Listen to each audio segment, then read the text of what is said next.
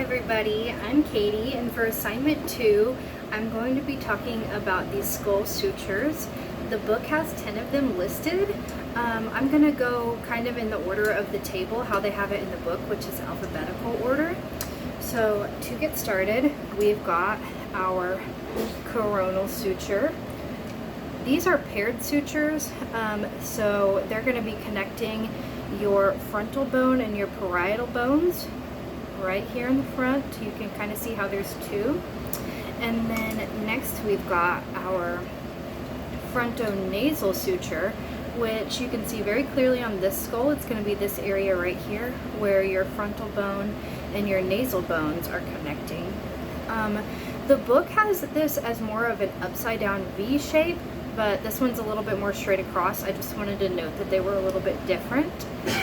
And then our intermaxillary suture connects the maxillae, and that's going to be able to be viewed right in this area. And then next we've got our lambdoidal suture, which is going to be in the more posterior view. It's got this upside down V shape, which can be viewed. Make sure you can see it pretty good. It just goes right like this, connecting the occipital and the parietal bones. And then next we've got our median palatine bone in kind of the anterior maxillae and posterior palatine area. You can see how it runs just right like that.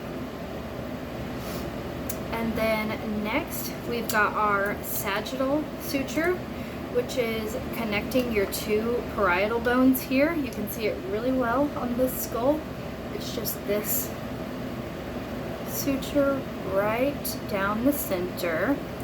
And then if you're switching to the more lateral view, we've got the squamosal suture, which, I'm trying to make it where you can see it, is this right here.